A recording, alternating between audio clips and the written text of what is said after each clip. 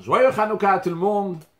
Depuis 1990, 1989, on Tafshin Nun, à la fête de Hanouka, le mouvement Chabad organise un satellite dans lequel on peut se retrouver avec plusieurs endroits qu'on allume les bougies de Hanouka et que tout le monde se réunisse ensemble.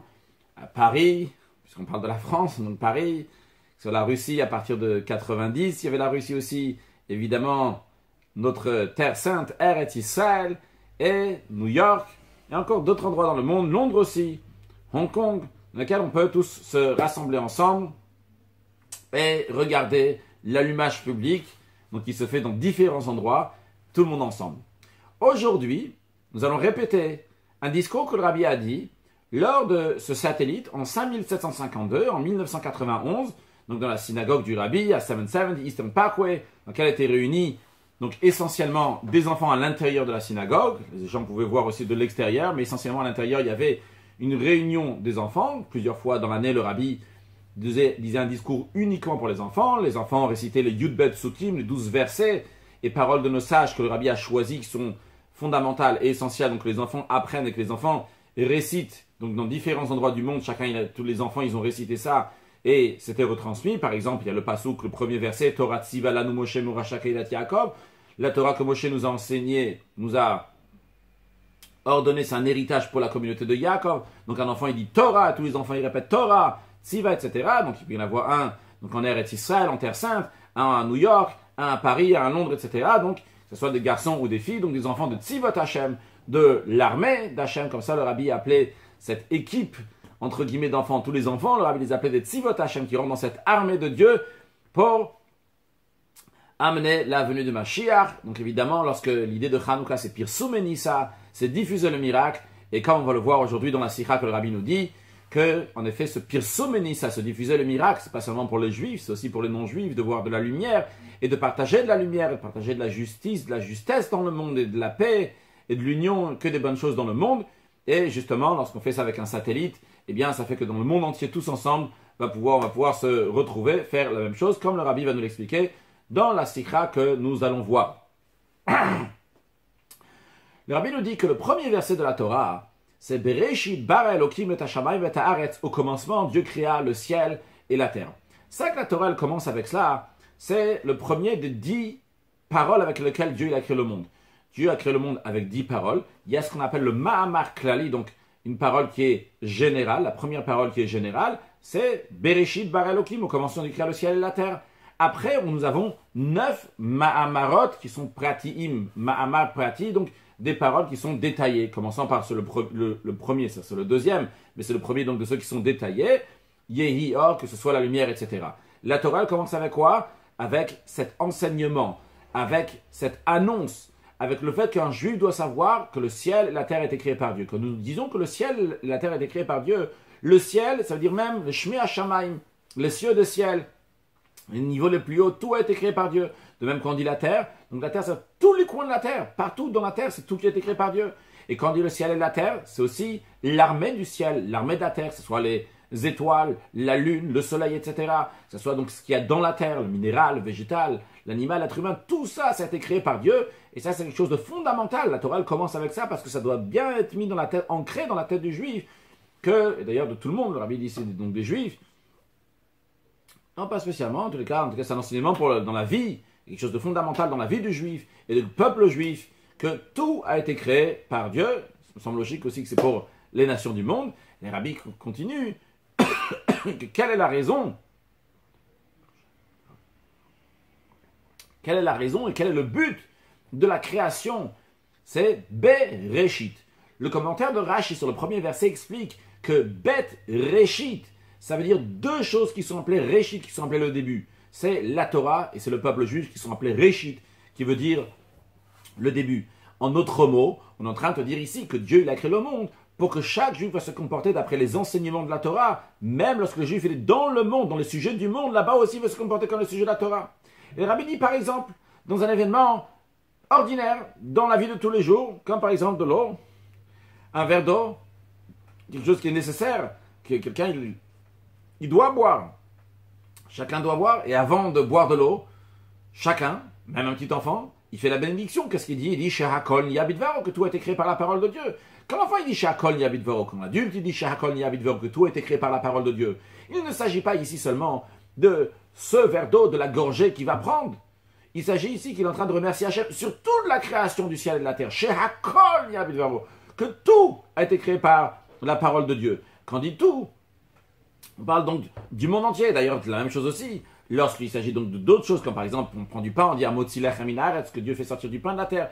Donc toutes ces choses-là, on remercie Hachem, on proclame que Dieu, c'est le Dieu de tout l'univers, et tout a été créé par la parole de Dieu. On est conscient que que le monde a été créé avec les 10 paroles d'Hachem. Et ça, le fait que le juif il est conscient de ça, que chaque chose dans le monde a été créée par Dieu, eh bien, ça influence que chaque chose dans la vie qu'on va faire, ça va être fait en fonction de ce que Dieu il veut. On va se demander qu'est-ce que Dieu il veut que je fasse maintenant. Ça, ce que Dieu veut faire, eh bien, je vais le faire. Et Rabbi rajoute, il dit, votre vegam zeika, c'est encore un point essentiel, c'est dévoiler dans le monde ce que la Torah, elle dit, Bereshit bara Elokim. C'est le dévoiler dans le monde, comment c'est Dieu qui a créé le monde. Quand on dit le Shehakol Niyabidvaro, par exemple, quand on dit cette bénédiction sur un verre d'eau, eh bien, par cela, ça se dévoile l'honneur d'Akadosh Baruch Hu dans le monde. Et cette idée-là, on la retrouve dans le premier Mahamar pratique des 10 Mahamarot. Dans le premier détaillé, nous avons dit tout à l'heure la première parole de Dieu qui est détaillée, pas celle qui est générale, donc de Bereshit, qui au commencement de Dieu créa tout le ciel et la terre, mais dans le détail, la première on a essayé Hiyor, que ce soit la lumière. Vaïkra Elokim la Or Yom, Dieu il a appelé le Or, la lumière, il a appelé jour. Donc dans le Or, c'est quoi l'idée de Or? C'est dévoiler quelque chose. Donc il y a la chose, elle est déjà là, il faut dévoiler dans le monde comment Kadosh Baruch Hu, c'est lui qui a créé ce monde-là. Et donc, si c'est Dieu qui a créé ce monde-là, le monde se comporte comme la volonté de Dieu. Et par cela, Dieu y rajoute aussi dans l'existence de ce monde, dans la vitalité qu'il y a dans ce monde. Ça va être un monde qui est rempli de lumière, de bien, de vraie paix. À l'Irtikevert, le Rebbe dit, un monde qui est éclairé matériellement et spirituellement. Le Rabbi explique dans la note 16, c'est quoi que c'est la notion de matériellement, il va être bien éclairé.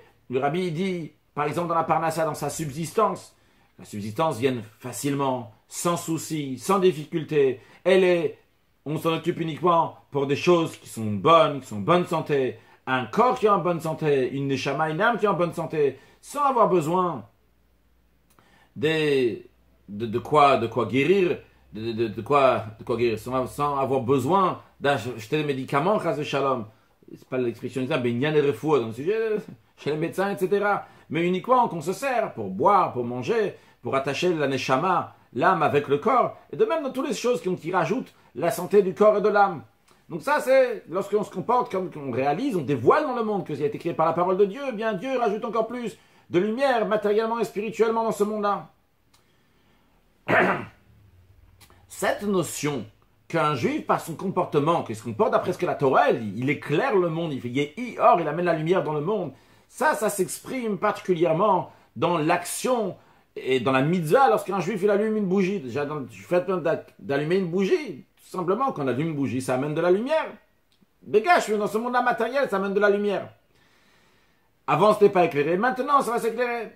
Et on retrouve cette action-là aussi bien dans les bougies de Shabbat que les femmes et les filles allument le vendredi soir, et aussi bien dans les bougies de Hanouka. Mais de ça, on apprend aussi pour tous les sujets. Mais dans tous les sujets de Torah ou mitzvot, comme il y a écrit, le roi Shlomo dit dans Mishle, Ner mitzvah ve Torah, que la lampe, c'est comparé à la mitzvah, donc la mitzvah, le commandement, c'est comme une ner, c'est comme une lampe, ve Torah, la Torah, or, c'est de la lumière. Alors voyons, première étape, le Rabbi nous dit c'est quoi la particularité des bougies de Shabbat, puis après on va voir encore une plus grande particularité en ce qui concerne les bougies de Hanouka. Le sens d'allumer les bougies de Shabbat, d'ailleurs, quand on allume les bougies de Shabbat, c'est vrai qu'on allume le vendredi soir les bougies de Shabbat, mais les bougies de Shabbat, on a influence de vendredi soir jusqu'à vendredi soir. C'est-à-dire, c'est une influence pour tous les jours de la semaine. D'ailleurs, on le retrouve, c'était concrètement comme ça chez les matriarches. Rivka et sa belle-mère, Sarah, la première des patriarches, la deuxième des matriarches, que la Torah nous raconte, que les bougies de Shabbat étaient allumées, ils allumaient le vendredi soir et ça restait toute la semaine. Mais même chez les femmes d'aujourd'hui, les filles d'aujourd'hui, qu'on ne voit pas ça concrètement, mais l'influence spirituelle existe depuis vendredi jusqu'à vendredi. Les bougies de Shabbat sont là de vendredi jusqu'à vendredi. Pourquoi on allume ces bougies de Shabbat-là? C'est ramené dans Shulchan Aruch du Admor Hazaken, le code de la loi du premier rabbi de Chabad. Il explique, donc il ramène ce que nos sages disent, que c'est pour Shalom Bayit, pour la paix dans la maison. Premièrement, parce que c'est désagréable de manger dans l'obscurité. Quand tu manges dans l'endroit où il y a de la lumière, c'est plus agréable. Deuxièmement, pour pas qu'on va trébucher sur un morceau de bois, sur une pierre, c'est désagréable lorsqu'on trébuche. C'est pas agréable. Le sens de ça, c'est quoi? C'est que même pendant qu'on est la nuit c'est un moment de chosher. C'est Dieu qui a fixé comme ça que c'est un moment d'obscurité. Mais qu'est-ce qu'on fait avec ces bougies-là? On amène de la lumière même dans l'obscurité. L'idée de ner mitzvah vetorah. Par cela qu'un juif il allume une bougie qui va éclairer pendant la nuit, que pendant la nuit aussi il va pouvoir étudier la Torah. Pendant la nuit aussi il va pouvoir se comporter comme la Torah le dit. Par exemple, pour pouvoir distinguer entre un manger qui est cachère, un manger qui n'est pas cachère. Pouvoir regarder dans le Sidour, dans le livre de prière, pour dire la bénédiction qui correspond, qui doit dire. Par exemple, le Birkat Hamazon, la bénédiction après avoir mangé du pain. De la même manière aussi les bénédictions de Hanouka. Le premier soir, il y a 3 bénédictions. Le deuxième soir, il y a 2 bénédictions. Il a besoin de lumière, pour ça il allume une bougie. Donc des choses qu'il a besoin de se comporter comme la Torah lui dit, qui va éclairer son chemin et le comportement de l'homme. Donc en allumant une bougie, eh bien, tu amènes du Shalom Bayit et tu amènes de la lumière. Ça, c'est de manière générale pour la bougie et de manière particulière pour le Shabbat, pour le vendredi soir. Mais le Rabbi dit, en ce qui concerne les bougies de Hanouka, il y a quelque chose d'encore plus particulier. Dans plusieurs sujets, le Rabbi veut nous dire 3 inyanim, 3 sujets dans lesquels les bougies de Hanouka, ils ont une particularité même par rapport aux bougies de Shabbat. Premièrement, la mitzvah de Hanouka a été instaurée pour montrer, pour dévoiler le miracle qui est arrivé à l'époque de Hanouka. Et comme le Rambam dit, lorsqu'il exprime, donc il raconte comment c'est passé à l'époque des Grecs, juste pour information, c'est passé il y a environ 2200 ans, c'était au milieu de la période donc, du deuxième temple, lorsque les rois grecs ils ont fait des décrets sur le peuple juif, ils n'ont pas laissé faire Torah Mitzvot jusqu'à que Dieu il a eu pitié pour les juifs, il les a délivrés. Ou bien, comme on dit aussi dans la bénédiction de Hanouka, que Dieu a fait des miracles à nos ancêtres à cette époque-là, à l'époque de Hanouka. De même dans la prière que nous disons après avoir allumé les bougies, on dit Anerot Halalo, ces bougies-là, nous allumons pour les délivrances, les miracles, les merveilles. Et à la conclusion, d'ici Anisecha, Vaniflotecha, Ve'al Yeshuotecha, sur tes miracles, sur tes merveilles, sur tes délivrances. Tout ça, ça montre qu'il y a ici une victoire du peuple juif dans le comportement de Torah Mitzvot. Vrai, c'était un moment d'obscurité, un moment dans lequel les Grecs ne laissaient pas faire Torah Mitzvot. Mais les Juifs, ils surmontent tout ça, ils amènent une lumière spirituelle, le ner, mitzvah, Torah. Comment une mitzvah, un commandement de Dieu, c'est une lampe, et comment la Torah, c'est de la lumière. Et ça, c'est encore plus que dans la bougie de Shabbat. Là, on voit que c'est un moment d'obscurité. Donc, on voit l'obscurité. Il y a des Grecs qui disent clairement, on ne veut pas que tu fasses Torah Mitzvot, et quand même le Juif fait Torah Mitzvot. Eh bien, il ramène, montre comment cette lumière, c'est une lumière qui est spirituelle, qui amène la lumière d'Akadosh Baruch, qui amène la lumière de Dieu. Ça, c'est un point. Donc, c'est une lumière spirituelle. Un deuxième point, quelque chose qui est particulier pour les bougies de Hanouka, c'est quoi? C'est vrai que tu as allumé la première soirée, tu as allumé une bougie. Vrai que tu as allumé une lumière spirituelle, très très bien. Mais après, les bougies de Hanouka exigent et disent Mossi ve'holech, il faut rajouter. Vrai que tu as allumé une bougie hier, maintenant tu vas allumer une deuxième bougie, etc. jusqu'à que tu arrives à 8 bougies. Et l'idée qu'il y a derrière ça, c'est quoi? C'est que par cela, on souligne que chaque jour, un juif, il avance. Yelchu mechail el chayil. Il va de force en force dans le ner, mitzvah, ve'torah or, dans le commandement de Dieu, dans la Torah, qui ramène de la lumière, pendant 7 jours consécutifs, il rajoute encore. Quand il rajoute pendant 7 jours, parce que le premier jour, c'est tout simplement de la lumière, et après, il y a 7 jours dans lesquels il rajoute à partir de la deuxième nuit. Le deuxième soir, on rajoute, le troisième encore, on rajoute, jusqu'à qu'on arrive à 8. Donc la première, c'est la base, il y a la lumière, après on rajoute encore 7 fois, 7 jours. Ah, alors qu'est-ce qui se passe après 7 jours, c'est fini? Non. Le rabbi explique qu'une fois qu'on a fait 7 jours, ça représente tout le temps. Parce qu'un cycle de temps, c'est 7 jours. Les semaines, ça donne 7 jours. Quand on arrive le dimanche, on recommence à nouveau la semaine.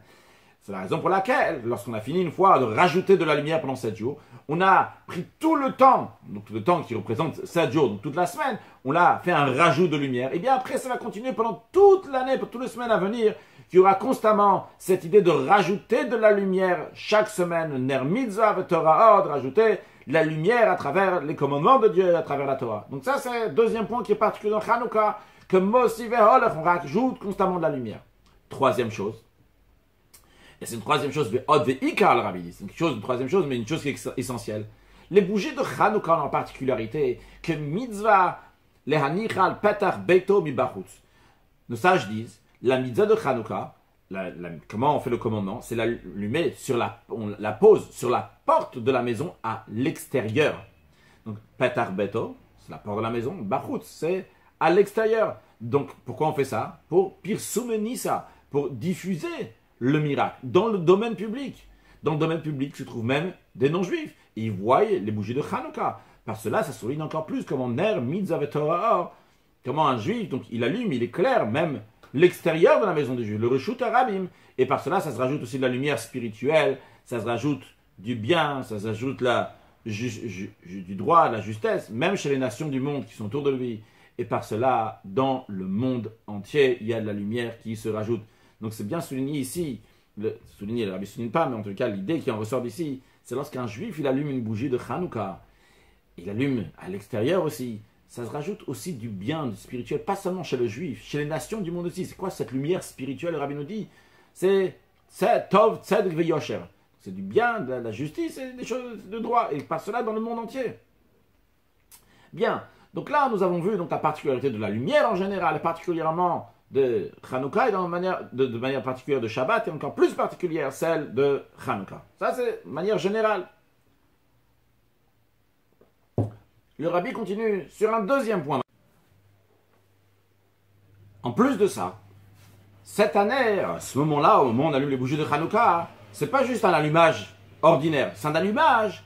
Donc maintenant, comme le rabbi dit dernièrement, dans les dernières années, que la coutume elle est de faire aussi avec un satellite. Le fait de faire avec un satellite, le rabbi dit, ça rajoute encore plus dans le Pirsumenissa, dans la diffusion du miracle, mais de manière mondiale, du monde entier. Et tout d'abord, le rabbi fait clair à quoi sert toute cette nouvelle technologie, comme les satellites, etc. Le rabbi dit, il y a écrit que tout ce que Dieu a créé dans son monde, il a créé uniquement pour son honneur. Le rabbi, on comprend donc qu'il en est de même aussi pour tous les développements scientifiques qui sont dévoilés dans les dernières années, que leur but c'est quoi? C'est pour ajouter dans l'honneur d'Akadosh Baruch Hu de Dieu, par cela qu'on les utilise pour le sujet de Gdusha, de Torah, Mitzvot. Et de la même manière, en ce qui nous concerne, donc par le satellite est là pour l'honneur d'Akadosh Baruch Hu. En quoi se dévoile l'honneur d'Akadosh Baruch Hu de Dieu à travers ça? Parce que par cela, on voit l'allumage des bougies de Hanouka dans le monde entier, au même instant. Et non seulement ça, que chacun qui veut, il peut, le rabbi, à travers une machine, pardon, la télévision, que ce soit la manière, donc à travers, qui veut voir ça, dans le monde entier, même un non-juif, il peut voir ça aussi. L'allumage des bougies de Hanouka. Le rabbi dit dans le Pirsumenissa, dans le dévoilement du miracle, il y a dans ça, il y a plusieurs choses, il y a plusieurs détails. Le rabbi va nous dire 3 détails. Premièrement, une chose à en tirer pour chacun individuellement. Un message extraordinaire, le rabbi nous dit. Chaque juif doit savoir, même un petit enfant, il n'est pas encore comme un grand, il n'est pas fort, etc. Il doit savoir qu'il peut faire une action qui va illuminer le monde entier. Le rabbi dit, comme on vient de voir maintenant, qu'un juif, un adulte ou un petit enfant, il allume une bougie, et à cet instant même, on voit la lumière dans le monde entier. Donc le rabbi nous dit, sache que ta lumière que tu allumes, c'est pas une lumière que tu allumes juste ici. La bonne action que tu es en train de faire, c'est pas juste l'action que tu es en train de faire ici. Tu es en train d'influencer le monde entier. Tu vois pas, le satellite te montre que ce que tu fais, ça a une influence sur le monde entier. Ça, c'est un point. Un deuxième point, le rabbi nous dit en ce qui concerne le peuple juif. Le peuple juif, éparpillés parmi toutes les nations, dans tous les coins de la terre. Mais ils sont un seul peuple, qui sont liés avec Hashem Echad, avec un Dieu qui est unique, avec Torah Achat, avec une seule Torah, comme on a vu maintenant, en allumant les bougies de Hanouka dans différents endroits du monde, et de manière que tout le monde s'est réuni ensemble, et ils ont vu l'allumage des bougies qui sont chez les autres. Donc il y a une union du peuple juif qui se fait ici par le satellite, qui ramène encore plus l'honneur de Dieu, quand on voit cette union qu'il y a entre les juifs. Un troisième point, le rabbi nous dit, par cela, ça se fait aussi un Pirsumenissa, un dévoilement du miracle, pas seulement chez les juifs, mais aussi chez les nations du monde, que eux aussi voient l'influence du peuple juif, que ce soit donc l'individuel, comme on a dit, chaque individu qui allume sa bougie, qui éclaire le monde entier, les nations aussi peuvent le voir, ou bien que ça soit aussi par la plus forte raison, comme ils voient comment les juifs se réunissent ensemble, et bien par cela, ça rajoute encore plus de lumière dans le monde, comme on dévoile l'honneur d'Akadosh Baruch Hu dans le monde, que par cela, le monde devient un monde qui est lumineux, avec une vraie lumière, qui devient un monde dans lequel il y a de la justice, il y a on est droit, il y a de la paix dans le monde entier. Cet événement, il a aussi un enseignement, une vie concrète, dans ce qu'on a dit au début, Bereshit bara Elokim et Hashamayim et Haaretz, la conscience qu'un juif doit avoir, que Dieu l'a créé, le ciel et la terre, qui a été créé, le monde entier a été créé pour le peuple juif et pour la Torah. Un juif peut penser que quand il fait une action dans un endroit, dans son entourage, il a le Peter Beton Bachout, il est juste, ce qu'on appelle dans ses 4 coudées, juste il est à côté de chez lui. Il peut penser que c'est juste dans une partie de la terre qu'il est en train de faire ça, juste à cet endroit-là, il a allumé des bougies de Hanouka. Mais sûrement pas dans un endroit lointain, qu'il y a des milliers de kilomètres qui séparent, et à plus grande raison, il n'a pas de contact avec le ciel qui est très très haut. Eh bien, pour faire comprendre aux juifs, qui va comprendre ça, qu'il a une influence sur toute la terre, il a une influence même sur le ciel. Dieu, il a voulu, il a dévoilé donc des choses extraordinaires qu'il a fait dans la nature. Que oui, un juif, il a la possibilité d'influencer le ciel et la terre, et il peut le voir. Comment? À travers le satellite. Qu'est-ce qu'il y a le satellite? Le satellite, il se trouve dans l'espace.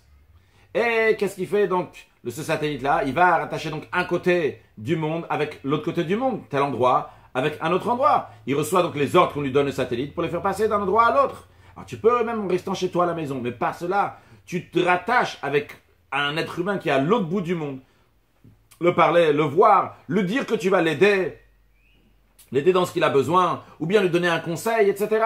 Et le rabbi dit, comme on voit concrètement ce qu'on est en train de faire là maintenant, qu'ici, là, on se trouve à New York, et on voit et on parle. Donc à travers le satellite, on peut parler, on peut se connecter avec des juifs qui se trouvent dans différents endroits dans le monde.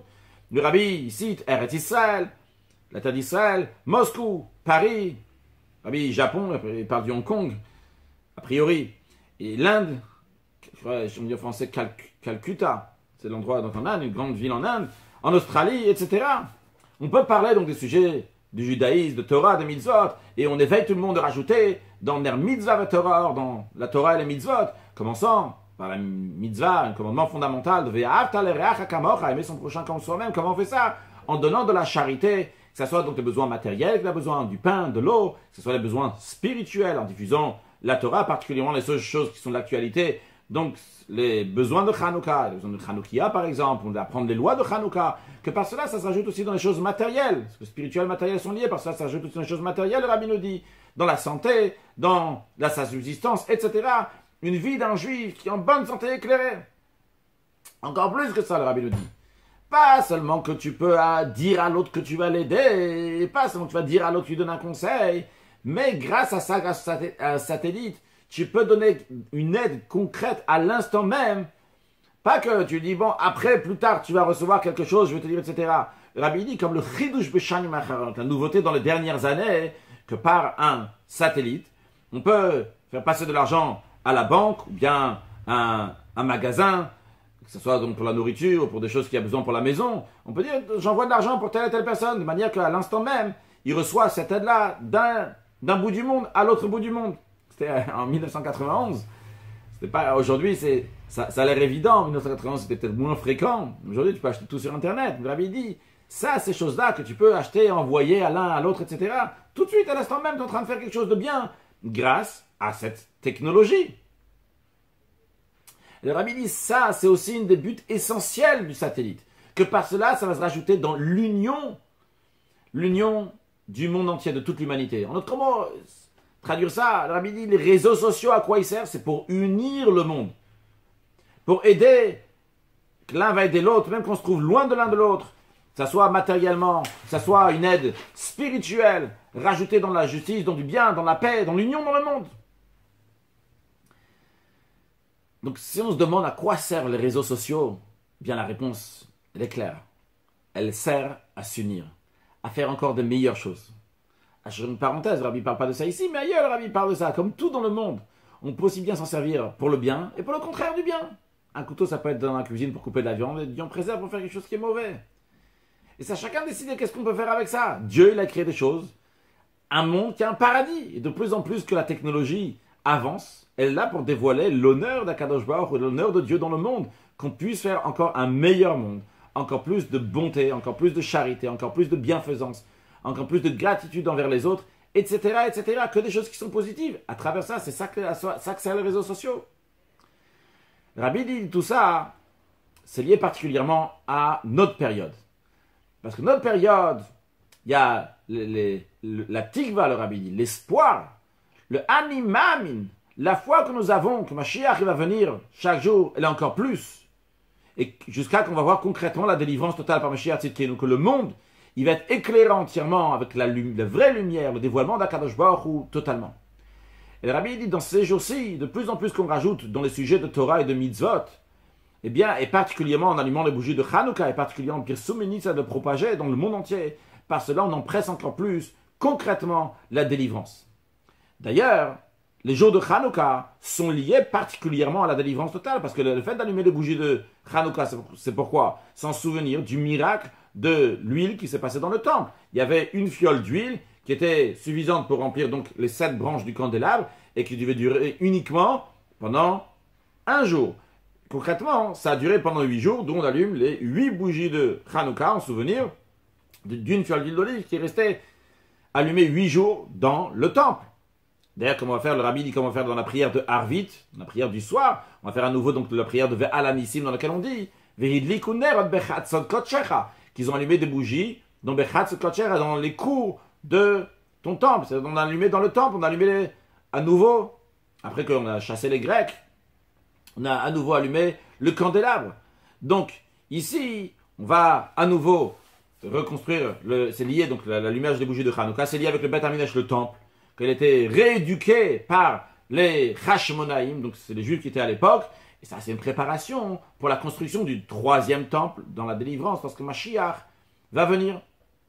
Donc le lien de Hanouka avec la Géoula, la délivrance, c'est que de la même manière qu'à l'époque de Hanouka, ils ont rééduqué le 2e temple. Après, une fois qu'ils ont chassé les Grecs, ils ont rééduqué le temple, ils ont fait réinauguration du temple, plutôt en français, inaugurer le temple. De la même manière aussi, nous allons inaugurer le 3e temple. C'est une préparation pour encore une inauguration du 3e temple qui va être construit par Mashiach Tzidkenu. Le Rabbi dit, quelle est la mitzvah, le commandement particulier qui a une force pour rapprocher la Géoula, la délivrance, c'est la tzedaka, la charité, comme le sage disent que Gdol tzedaka Hashem karev et Géoula, que la tzedaka, la charité, a une particularité qui approche la Géoula, la délivrance. De ça, on comprend qu'il faut rajouter encore plus dans la charité. Le Rabbi dit, ce serait bien que ça soit tout de suite. Comme ça, tu fais tout de suite la tzedaka, la charité, comme ça, Mashiach aussi vient tout de suite. En plus de Rabbi dit, on ne sait pas, on ne sait pas c'est quoi la dernière chose, la petite chose qui va faire pencher la balance pour faire venir la venue de Mashiach. Peut-être c'est juste ces quelques petites pièces que nous allons donner. On sait que le Rambam Maïmonide dit qu'il faut regarder le monde entier comme une balance. D'un côté, il y a du bien, de l'autre côté, etc. Eh bien, le Rambam dit, il faut se regarder chacun, doit se regarder à lui-même et le monde entier comme cette balance. Et si j'ai fait une bonne action, eh bien j'amène une délivrance pour moi, j'amène une délivrance pour le monde entier. C'est-à-dire qu'une petite action d'un juif, excusez-moi, le Rabbi dit pas une petite action, le Rabbi dit une action d'un juif, qu'il soit grand ou qu'il soit petit, qui donne une prouta, c'est une petite pièce, à la tzedaka, à la charité, ça amène une délivrance de Geoula, Mitzvah Shlema, la délivrance totale. Et le Rabbi dit, vu qu'on a une mitzvah maintenant, un commandement de tzedaka qui se présente, le Rabbi dit, tout de suite après la prière de Harvit, le Rabbi est en train de parler, après il y a la prière de Harvit, la prière du soir, le Rabbi dit, on va donner à chacun qui se trouve ici, shlichut mitzvah, on va lui donner une mission donc, pour faire la mitzvah de donner la tzedaka. Le Rabbi dit, je vais donner à tout le monde donc $1 et aussi donc une pièce parce que Hanouka Gel, qui a la coutume pendant Hanouka de donner de l'argent de Hanouka. A priori, comme je le comprends d'ici, le Rabbi insiste que le Hanouka Gel soit fait avec des pièces. C'est la raison pour laquelle il a donné une pièce pour l'argent de Hanouka et $1 pour mettre à la tzedaka. Le Rabbi dit donc pour mettre à la tzedaka pour quelque chose de bien ou bien pour une bonne institution. Le Rabbi dit que Dieu fasse que juste la résolution,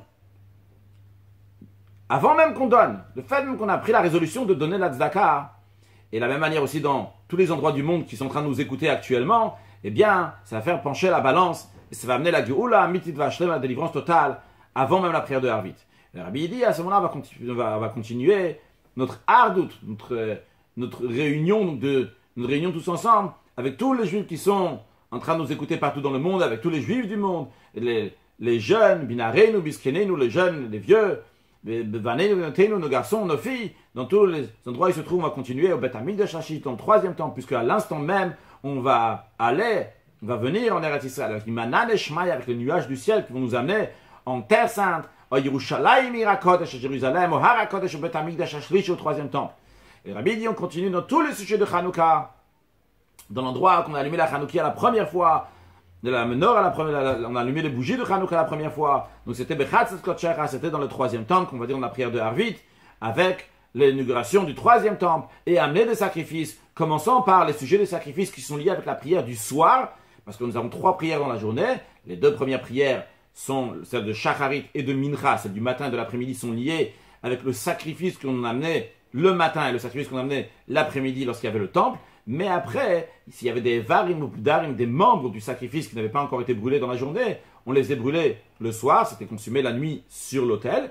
Donc, la prière de Harvit, celle du soir, elle est liée pas avec un sacrifice qu'on offre, mais avec les membres qui sont brûlés sur l'autel, qui sont en train de se consumer sur l'autel. Alors la question peut se poser, s'il n'y a pas eu de sacrifice dans la journée, comment tu peux amener, faire consumer des membres sur l'autel? Alors le Rabbi ramène, il y a écrit que le prophète Eliyahu Hanavi offre des sacrifices de Tamid, donc tous les jours, il fait tout ce qu'il faut. Alors le Rabbi dit, on va prendre ces membres-là du sacrifice que Eliyahu Hanavi a offert, on va les mettre donc sur l'autel.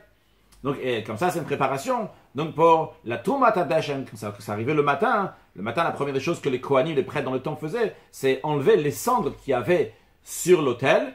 Et donc, comme ça aussi, donc, le commandement de Esh Tamid Tukot al Mizbeach Tirbe, qui a un feu perpétuel sur l'autel. Donc, ils faisaient attention de rajouter donc, du bois pour qu'il y ait un feu perpétuel sur l'autel. Donc, le Rabbi dit, comme ça, on arrive donc à cette mitzvah-là. Et l'essentiel, que tout ça soit fait concrètement, tekef, yad, mamash, tout de suite.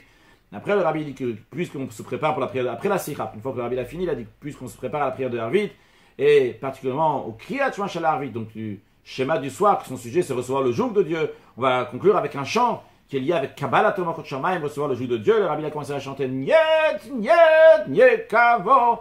C'est le mot en Russie pour dire qu'il y a un seul Dieu, il n'y a rien d'autre à part Akadosh Baruch Hu, il n'y a rien d'autre à part Dieu. Après ça, donc, le Rabbi a donné $1 à tout le monde, et Chanukah Geld, une pièce de 10 centimes. D'abord, il a donné aux enfants, aux garçons, aux filles qui étaient là-bas, et après à tous les gens qui étaient présents là-bas sur place pour mettre à la charité. Alors nous aussi, mettons la charité dans cette sikha qui est extraordinaire. Le Rabbi a parlé donc devant des milliers de personnes. Et au satellite, il y avait donc tous les gens qui écoutaient au même instant. Le Rabbi nous a montré comment c'est très important de ramener de la lumière spirituelle dans le monde. Ça, c'est la particularité de Hanouka, cette lumière spirituelle qui nous dit comment se comporter de manière droite, de manière juste, de manière exacte, de propager dans le monde la lumière d'Akadosh Baruch Hu, de dévoiler cela, et pas seulement pour les juifs, pour les non-juifs, pour le monde entier. Et comment les réseaux sociaux, comment on a traduit les réseaux sociaux, pas d'un satellite, mais les réseaux sociaux, etc., sont faits pour le service d'Akadosh Baruch Hu. Alors, continuons à pirsoumer ça, à diffuser avec les moyens technologiques que nous avons aujourd'hui pour amener du bien dans le monde, et que ce monde va devenir un monde qui a plein de lumière, plein de bonheur, qu'Hachem bénisse chacun, chacune, tout ce qu'il a besoin, avec plein de lumière dans la vie matérielle et spirituelle. Et ceux qui ont besoin de trouver leur mazal vont trouver leur mazal. Ceux qui ont besoin d'avoir des enfants vont avoir des enfants. Ceux qui ont des enfants, ils vont avoir une satisfaction des enfants, une satisfaction chassidique des enfants, une excellente santé pour tout le monde, une bonne subsistance, comme le Rabbi il mentionne dans cette sikha aussi, et qu'on aura toutes les bonnes choses que nous avons besoin. Et l'essentiel de tout, la venue de Mashiach, now, joyeux Hanouka.